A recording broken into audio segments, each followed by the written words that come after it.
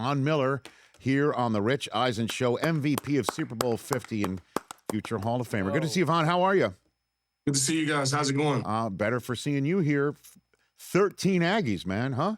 At the Combine? Yeah, that was crazy. I heard you talking about it. I was like, wait, is it Ohio State? Is No. it Miami? No, No, it's the Aggies. No, it's the Aggies. It's your school. It's your alma mater. And we had on Thursday night, we had Coach Elko in our booth. And, you know, if I had 13 kids at the Combine, I was gonna sit on NFL. I'd sit on NFL Network. I'd crow about it too.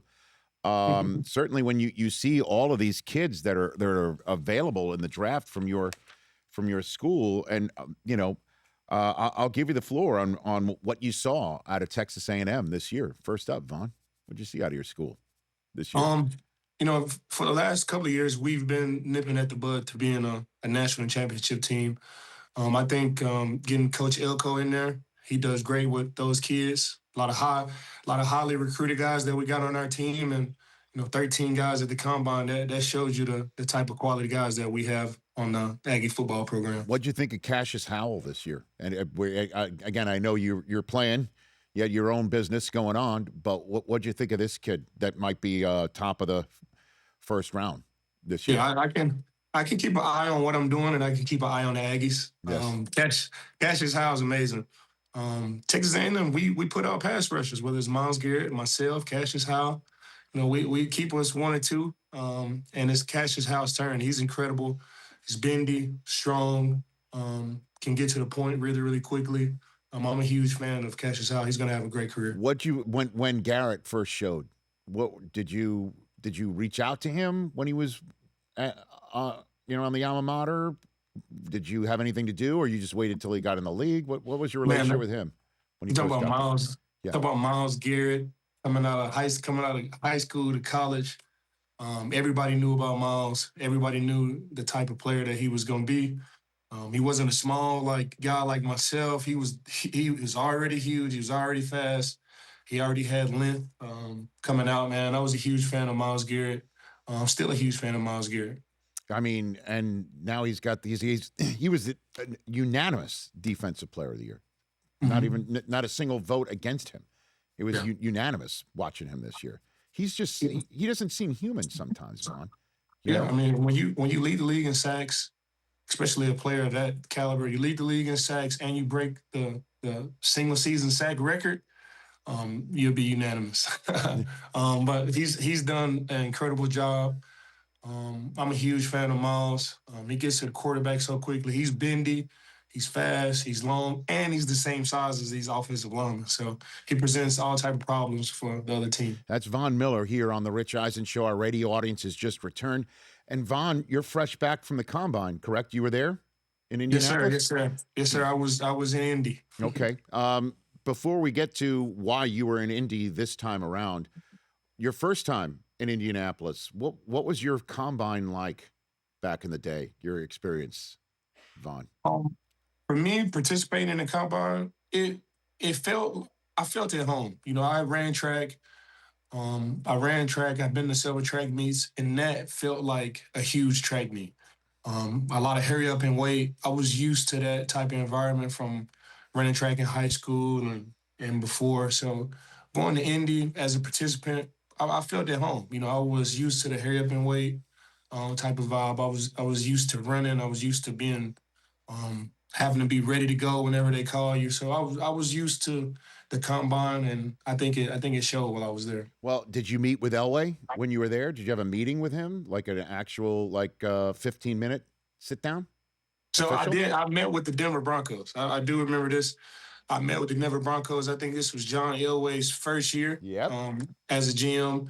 And, we had a room full of guys. Dennis Allen was defensive coordinator. Coach Fox, he was the head coach. And then there was another guy in the room that was shadowing Elway. His name was John Lynch.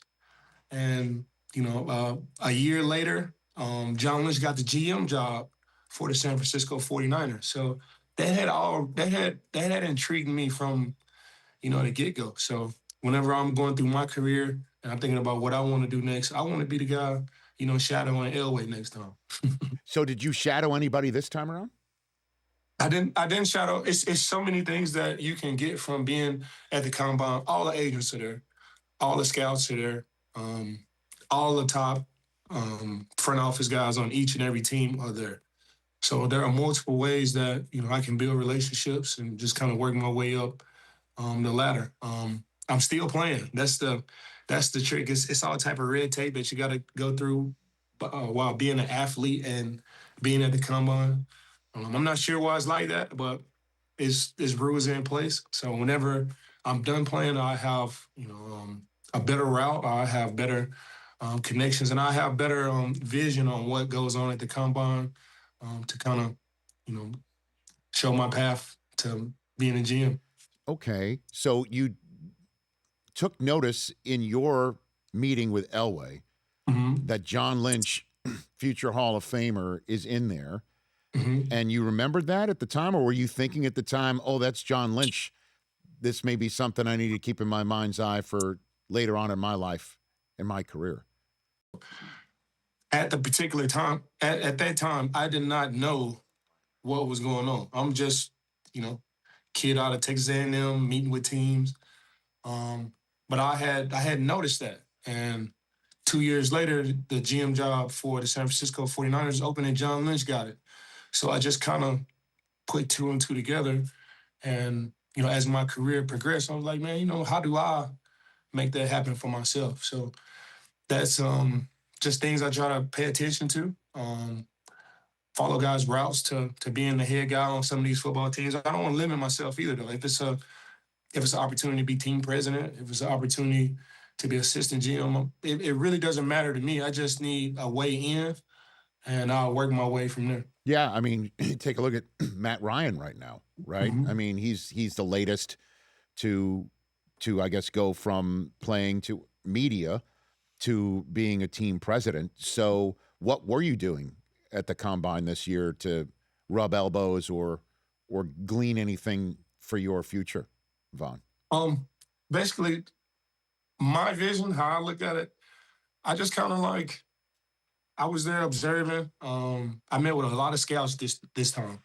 The first time I went in 2023, I had met with some future GMs. Crazy thing about 2023, I was there meeting with guys, and I had met with Adam Peters. He was still with the San Francisco 49ers at the time, and he was up for a GM job. He was one of the high candidates to get a GM job. He was just waiting to find the right one.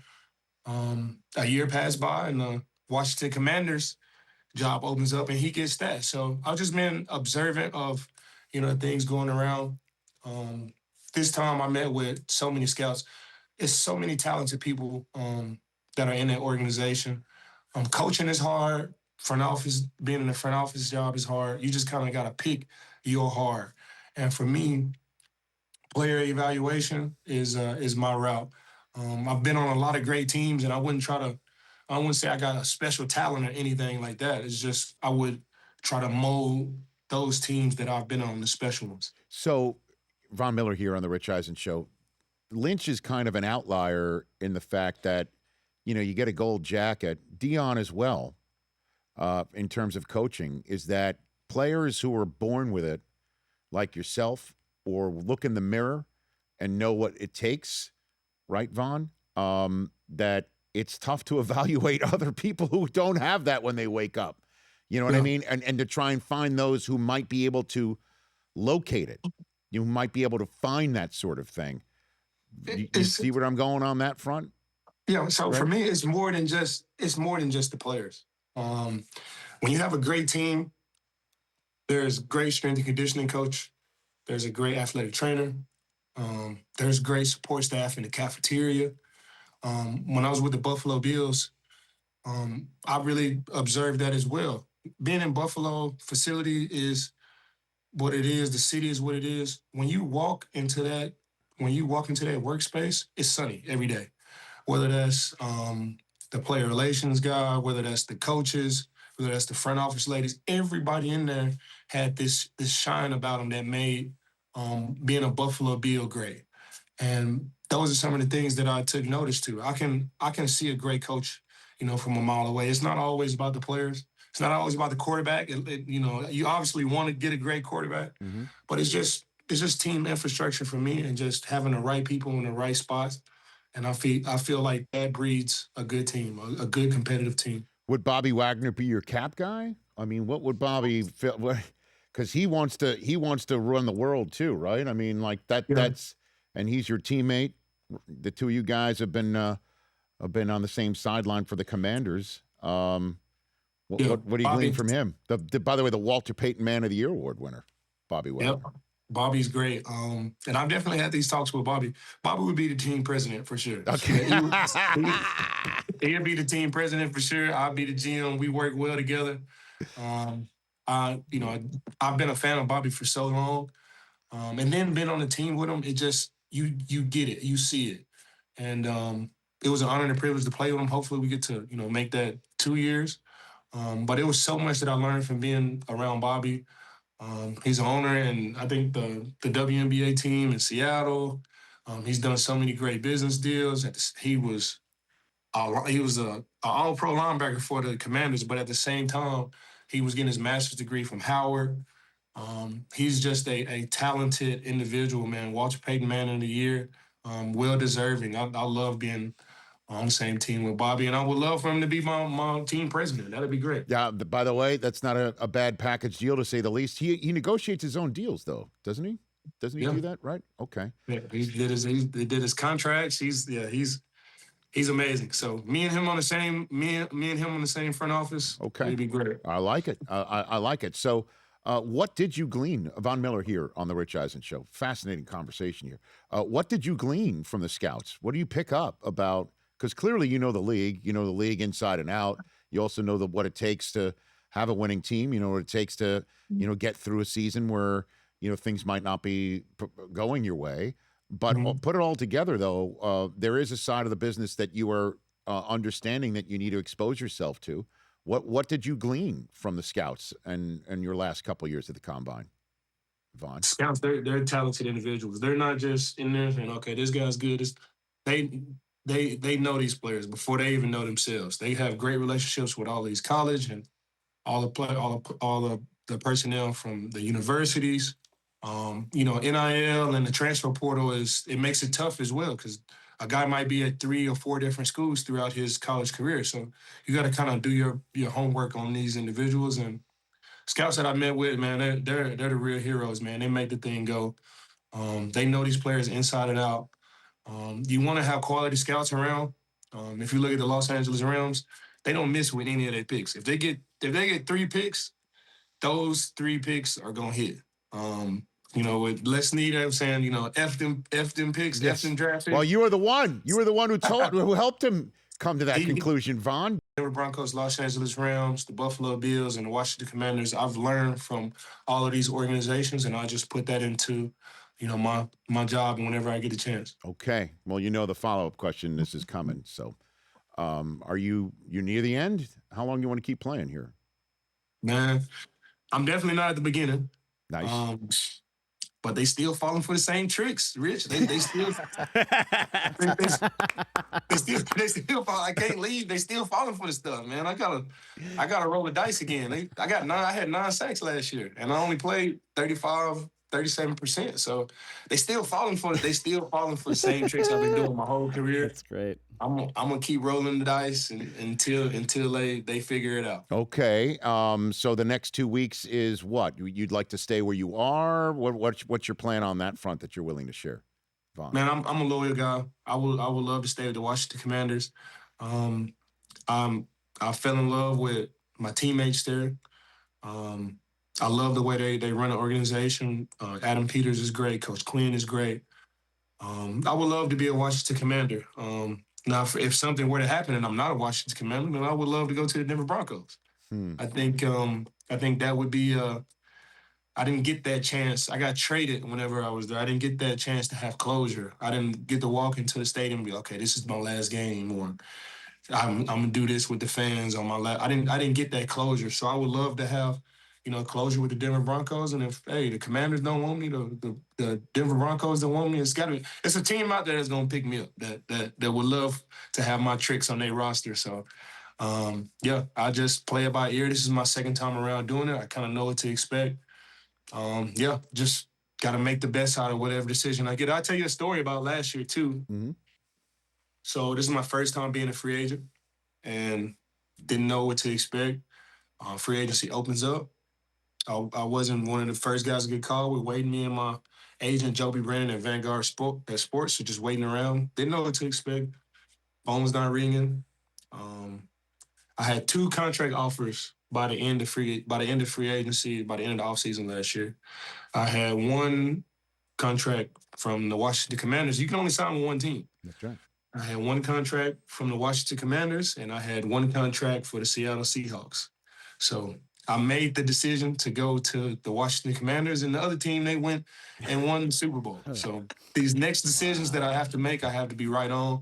I think last offseason, with everything that was presented, I would have made that decision 10 times out of 10. It wasn't that I didn't believe in Sam Darnold. It was just Jayden Daniels. Yeah.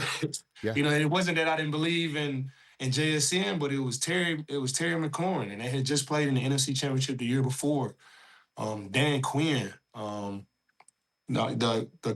Seattle Seahawks, they had Coach Frazier and AD at the defensive coordinator spot. They had a lot of great things going. It's just, for me, I felt like the connection that I had with Adam Peters and Dan Quinn and, you know, the team that they had, and they just needed a couple more pieces to get over the hump.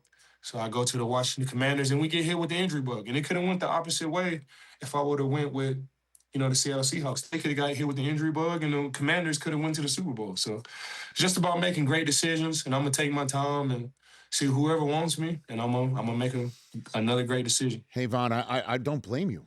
Right, you're wind up a game away from the Super Bowl. Jayden Daniels, it appears to be a unicorn still, right? So I hear you completely. You got a good Jayden Daniels story for me, Von, where you're like, you first realized, okay, he is the guy, or anything that might shed light on him. I've been around a lot of great quarterbacks. This is a Jayden Daniels story, but I always got to bring Josh Allen into it. Josh Allen, man, he is a unicorn. Not just a great player on the football field, but like that's the quarterback that you want whenever you're building a team. It's more than just playing great on the football field. It's more than just having a great arm strength and angles. Like, he has all that. The way he moves around the locker room, the way he moves around that facility, it energizes guys.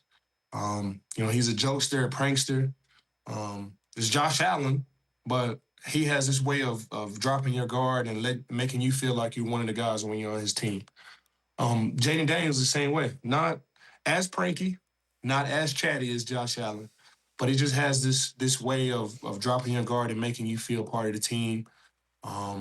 Jayden Daniels, he's a special talent. He can run, he can pass, he's smart. And I think the things that really stood out for me is he just has that moxie. Whatever that meaning is, he just has that confidence. Like, the game is never too big for him, it's never too small for him. Sometimes you can observe quarterbacks and they just look afraid out there. Never has that been the case with Jayden Daniels, no matter who we playing. He's a warrior, has some great traits of the late Kobe Bryant. And that's the type of personality that you want with your quarterback. Career that I had on the football field, I try to bring that over into the chicken business. So, clean protein, it's athlete-led, athlete-backed. Whether it's me, Drew Brees, Patrick Mahomes, or Nick Foles, we all have Super Bowl MVPs. Green Pastures Chicken, the chicken of champions. Ladies and gentlemen, chicken of champions. What do you think, Von, before I let you go? Like, we're marveling about Arvell Reese and Sonny Styles and all these guys running 4.46. Who ran 4.49 back in the day, the combine? Who ran that? I used to be kind of fast. 15 years ago. You were running sub 4.5 before it was a thing to run sub 4.5. Von. Now it's like, now everybody has to do it, but might not run a 4.9 on the full 40, but my 10 is still good. I can still beat them all. That's all that matters. That 10-yard split, and then the 9 stands for your sacks, right? From last season, Rich, I was 36 years old, right? I know my teammates with the Commanders. They gonna laugh at this. Okay. I'm 36 years old. I'm the oldest on the team, but in that linebacker room, I'm the fastest. So I'm the oldest. I'm the oldest and the fastest. I take that. I know I get some text messages from my teammates, but none of those guys in there. I'm 6 years, 7 years older than them, and I can still beat them in a 40-yard dash, 10-yard dash, whatever they want. Yeah, you can't just chase chickens and not get fast. You know what I mean? You can't just do that. Vaughn, I appreciate the time.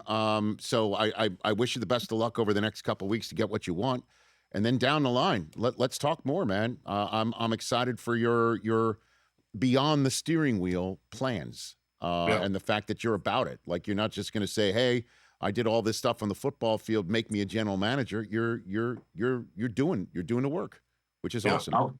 I want to gain the respect. I've been on the football team my whole entire life.